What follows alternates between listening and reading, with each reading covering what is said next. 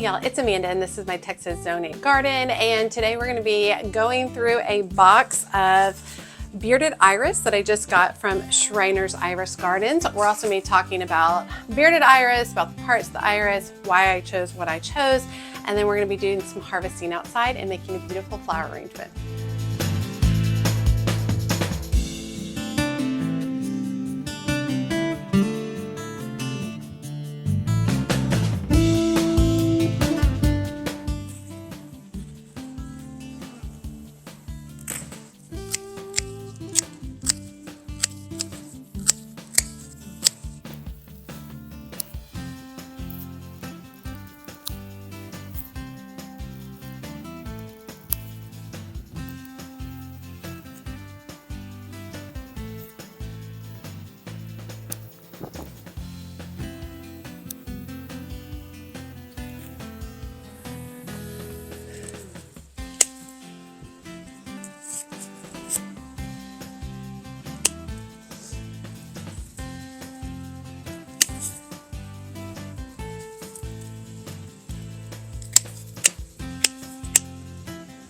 Okay, so a few years ago, I started growing bearded iris. And prior to that, I had not really been very interested in them. I typically really like Dutch iris because they're great for cut flowers.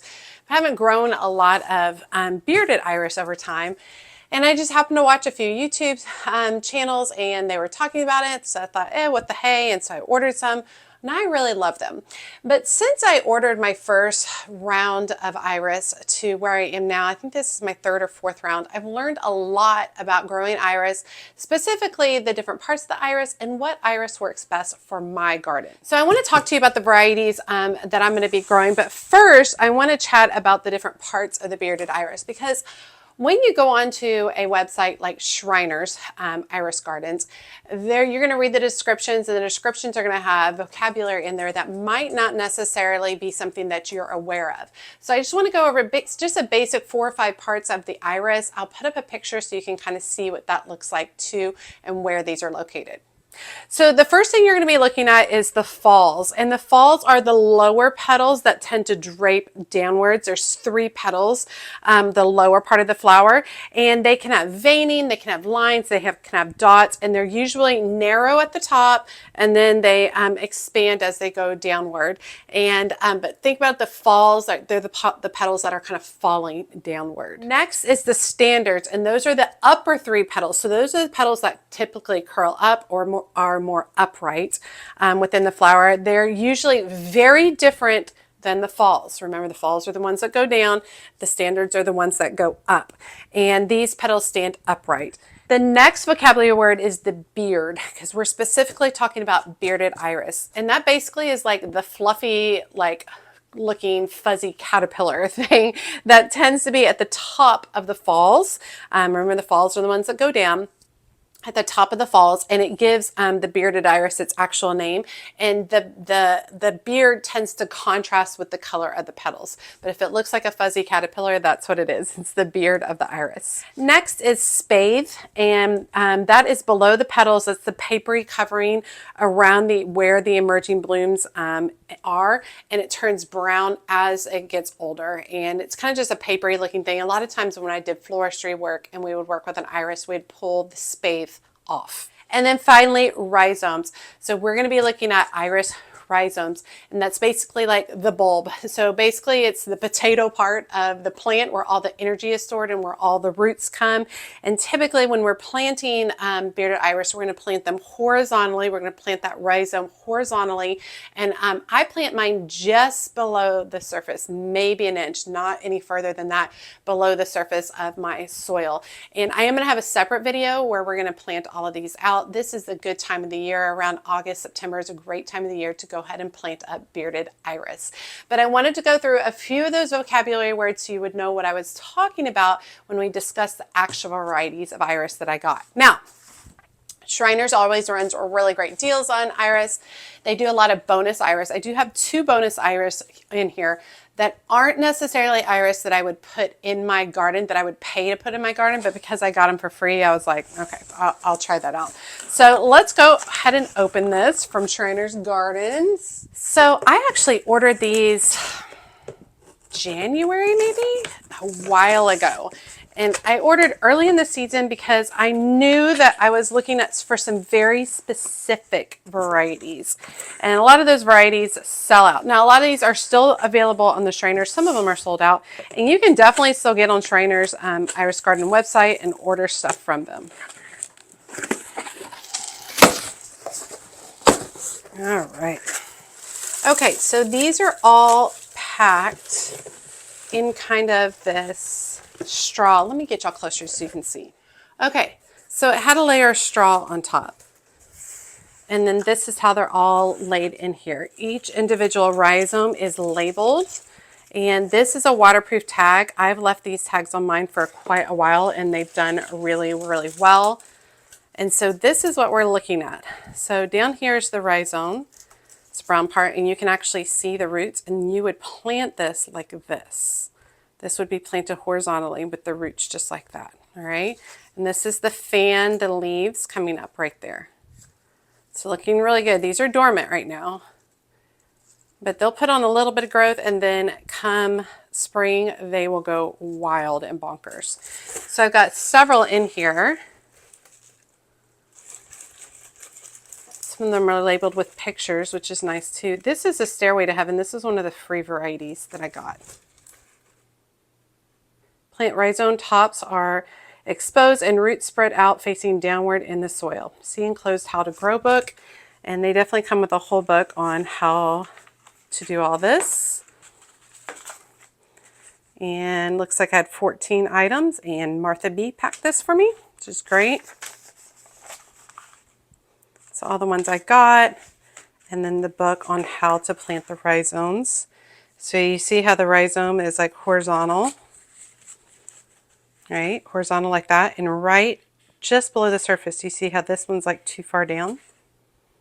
It's good. They have a lot of good information. And I've always been really happy with the product I've gotten from Schreiner's. I think this is my third or fourth time ordering from them.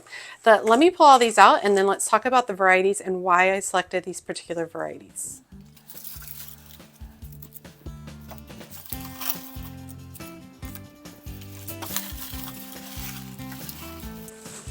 And I like all this. The straw stuff that it's in is annoying, but I understand why, because it's keeping their roots really loose and open, so I'm not seeing any breakage on the roots.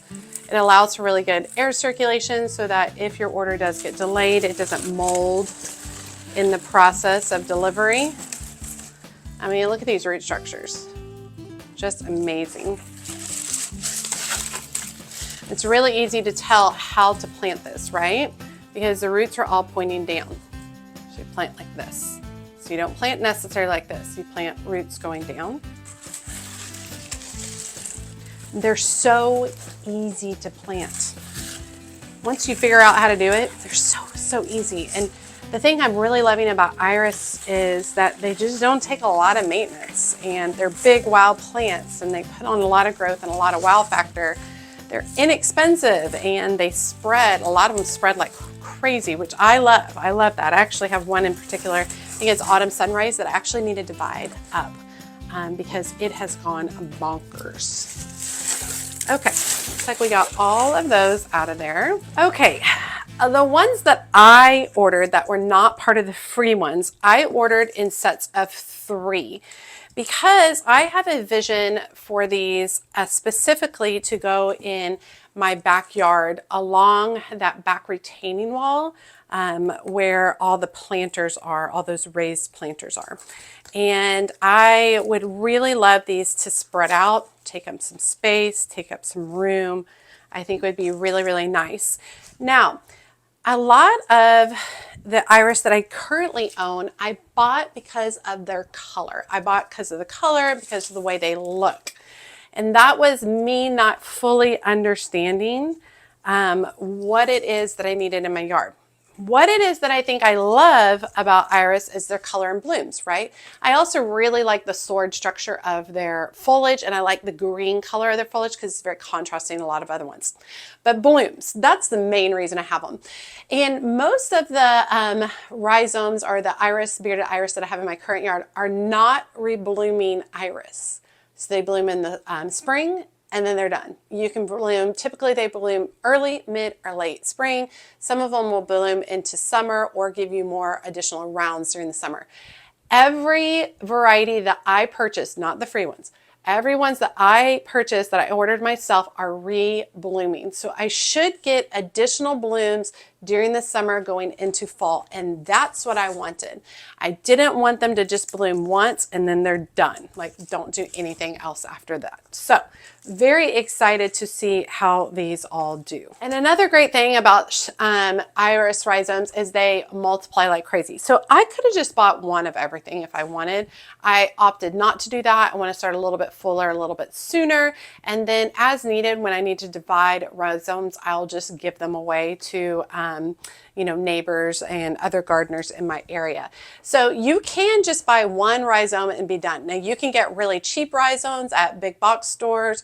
You can buy from a company like Shriners that has decades of just really good products. And one thing about them is they're just, you can know a whole lot more about the particular variety. So it was very easy for me to filter out and look for re-blooming varieties that worked within my area. And so if I were you, I highly suggest the re-blooming varieties. I think that's really cool. Now I am not interested in basically crossing and growing different types of iris. Like, I'm not interested in that whole process. I know a lot of people are. They'll cross different varieties of iris to get new types, and I'm not interested in that. I just want them to be beautiful in my yard. So let's talk about the varieties. The first variety is called Magical Encounter, and I did get 3 rhizomes, and these are much smaller rhizomes than the other varieties that I got. Not that there's something wrong with the rhizomes, I just think these rhizomes tend to be a little bit more petite, and they're all labeled with the waterproof tag that has a picture in the name. And my current tags are, some of them are going on 3 years, and they're still great. Like, you can still very easily read them. Now, Magical Encounter is an intense pink cast with warm shrimp pink tones and bright salmon beards. And remember, the beards are the fuzzy caterpillars that are at the top of the falls. And the falls are the petals that go down. Standards are the ones that go up. This typically has about 4 branches per stem. A branch, so a lot of times, and I'll put the picture back up, you have the stem and then you have a little branch off that particular stem, and those are called branches. So this typically on the stem is going to have 4 branches with about 7 to 14 blooms on the stem, which is friggin' amazing, absolutely gorgeous. And this one is about 35 inches tall, and it is a re-bloomer. Next, I chose Champagne Elegance, and all of these are about similar size. This one's pretty large, and these are a little bit smaller. But this one is a big old mama right there. And you can actually see where they've cut off, you know, where it produced additional rhizomes and they cut those off. So Champagne Elegance is shades of buff, apricot, and peach with near white standards. Remember, the standards are the petals that go upright. So those are going to be white, and then the falls are going to be that buff, the peach, and apricot colors. It is a prolific bloomer with 7 to 10 blooms per stem, consistently blooms throughout the summer. So I'm hoping that it's going to rebloom, you know, even if it's not a profusion of blooms, but a stem here and a stem there would be lovely. And it's about 34 inches tall, and it's known for its sweet orange blossom fragrance, which just sounds stinking amazing. I'm so excited. I can't tell you how excited I am about getting these. Now, this next one, I'm going to butcher its name. It's called Elaine Olope, like a cantaloupe at the end, but Elaine at the phone first. So Elaine Olope. And these are massive, massive rhizomes. Look at those mamas. Beautiful, healthy. They're not dried out and desiccated. They're in really great shape. And this one has splotches of reddish purple on light lavender petals. It's known for having a sweet fragrance, multiple stems per rhizome. So this one rhizome is going to have multiple stems. A lot of times when you just plant these, when they're just getting going, you're only going to see like 1 or 2 stems. Once this begins to produce additional rhizomes and grow out the plant, it's going to produce a whole lot of stems, all kind of clumped together. But every 3-4 years, you're going to want to go in and divide those out. And this one is about 33 inches tall, and it is known for reblooming throughout the summer as well. Now, next on my list that I ordered is fiddling around, and some of these, like, look at that. It's a big old rhizome. These are beautiful. This one, fiddling around, has purple falls. Those are the ones that go down with a white dusting around the yellow beard. Remember, the beard is the fuzzy caterpillar. So really, really striking contrast of the beard to the actual falls, which is really pretty. These are about 40 inches tall, and the stems tend to have 3 branches. Remember, we have 1 stem and it will branch off. So typically about 3 branches with about 7 to 9 buds each. And this also is a reblooming variety. So all the 4 varieties that I focus on are all reblooming. That was the biggest thing that I wanted for these. There are definitely a lot more exotic bearded iris, but a lot of them are not reblooming. And it's just something that I've learned over the years that that's something I prefer. I want to get more color from my plants for longer. Now, they sent me 2 additional iris, one of which I could find the information on the website about, and the other of which I could not find any more information on Schreiner's Iris Garden website about that particular variety. So the first one is called Banana Wind, good looking, beautiful iris, and it is about 36 inches tall. It has a deep plum color with banana cream standards. Those are the ones that go up. It is not a rebloomer, so it will bloom once and then it will be done. And then the other variety that they sent is called Stairway to Heaven. I could not find additional information on Schreiner's website about that, but its height is about 39 inches tall. It looks like it has a white standard with kind of a bluish lavender falls, which I think are absolutely beautiful. So I ended up with 14 rhizomes. The pricing is not on here. I believe is approximately anywhere from like $8 to $12 per rhizome. So it does get kind of pricey. I don't buy rhizomes every year. I really kind of think about it, where I want to put stuff and try different things, but I'm really excited to get some of these tucked into my garden. And they're perennials, so they're going to come back every year for me, which is great. They're going to multiply and get larger. I will need to divide them every few years, spread them around in different places, or give them away. There are also lots of iris that are considered native to different areas, so you can definitely look at that. That is not these, but you can definitely look into that and grow some iris that work well for you. There are iris varieties that grow really well in boggy, like watery, like wet situations as well. But I'm pretty psyched about this, and we will have an upcoming video, most likely probably it's sometime in August, where we will get all of these rhizomes planted. I do have some different areas that I have to prepare for the rhizomes because those areas are actually currently grass. So I have to dig up some of the grass and prepare and get that area prepped for putting these rhizomes in here, including adding some drip irrigation. Okay, for now, I'm gonna go ahead and get them settled back in their box. I'm really grateful for the time and care that has been spent on packing these, because that allows me to not be in a massive hurry to get them planted out. No, you don't want to wait months and months. These will dry out. You do want to just go ahead and get them taken care of. But we'll probably in the next few weeks, we'll get those knocked out. Okay, so I hope you enjoyed that little lesson on bearded iris. I'm also going to put up some photos of some of the other varieties that I currently grow in my garden, some of which are from Schreiner's, some of which are, I don't know why I'm opening this, some of which were from big box stores. I like to experiment, play around, see what happens. Definitely killed some. Like the other day, I accidentally pulled one up and didn't realize I pulled it up. So I literally just threw away like $12. super annoyed with myself. But we did do some harvesting, so let's go ahead and do a little bit of arranging. So I didn't really talk too much about the flowers that I was harvesting while I was harvesting because it was so stinking hot outside. I couldn't like focus and breathe. So I do have some beautiful celosia, and this is a celosia that reseeds itself in my area, in my garden every year.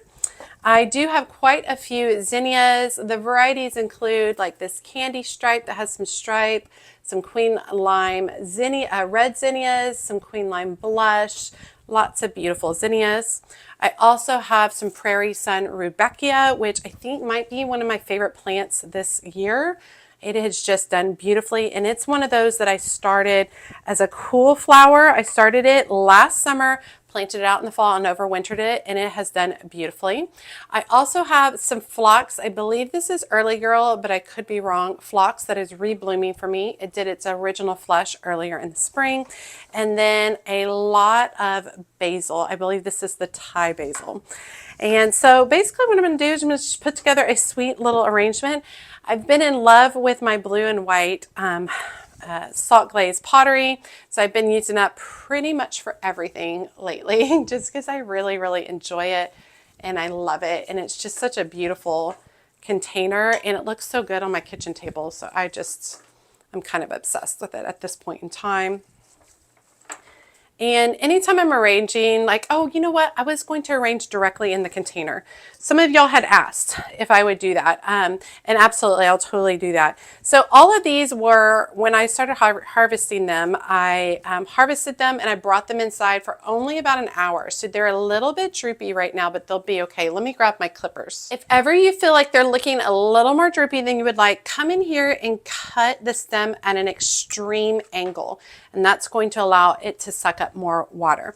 Now, typically when I'm doing a vase arrangement like this, where I'm going directly into a vase, I like to start with my greenery, and I like to insert these at an angle. So I'm going from one side all the way to the other side with my stem. And what happens is it starts to create basically a kind of a grid network in here. And that is going to better support the flowers when we start to put those in. That's typically what I do with any kind of arrangement. There's definitely some of this is a little bit wilty, but it will perk up. Like I said, it's only been in water for about an hour. And typically I want to cut in the morning. I think I cut these like around 11 o'clock, which is 11 a.m., which is a little late. I should have gotten up and cut them a little bit earlier. And you cut them and you put them in fresh water. You bring them inside a nice cool location away from the sun is very helpful for these as well, because you don't want them straining. You just want them taking time to focus on sucking up the water. All right, so we put all of our basil greenery in there, and basil is extremely prolific during these extreme temperatures. So I have lots of it to harvest and enjoy. I'm thinking about starting another round. But then one thing I'm really proud about regarding my basil this year is I've done a really good job harvesting it. And the more you harvest the basil, the more it grows, which is awesome. So every flower I'm putting here, I'm not putting a lot of them straight in unless I'm wanting it to be right in the center. Most of them I'm putting in at an angle, trying to weave out and around. I'm keeping mine kind of just spread out pretty symmetrically throughout the design.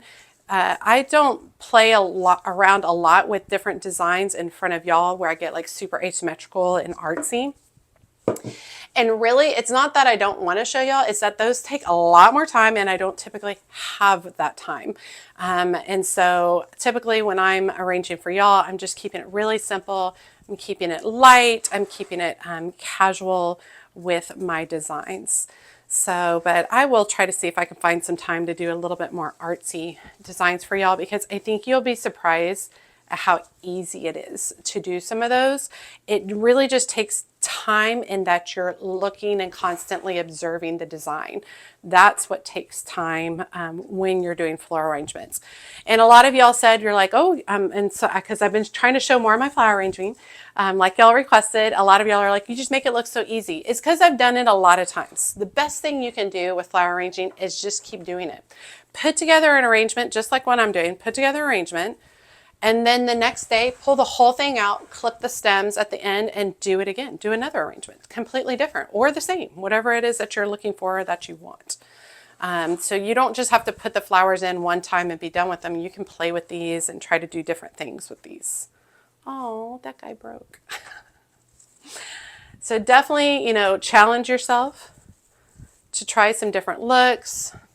I just highly suggest not overthinking it.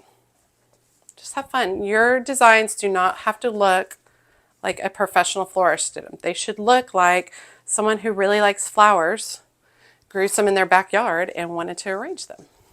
That's how it should look like.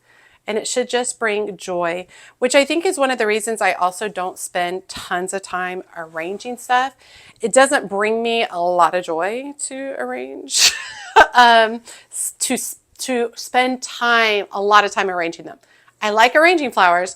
I don't like spending tons of time arranging flowers. And I think that's because I used to be a florist where I would spend 8 to 10 hours a day arranging flowers. And so that's just not something that I, you know, want to spend a ton of my time. I love growing them. I love creating a simple arrangement, and I love calling it a day and moving on. So I could just stick like that. I could just stop right there, but I've got a few more additional blooms to add, including this phlox, which I'm always happy to see a second round of phlox. Look how pretty that adding that kind of vibrant pinkish purple looks.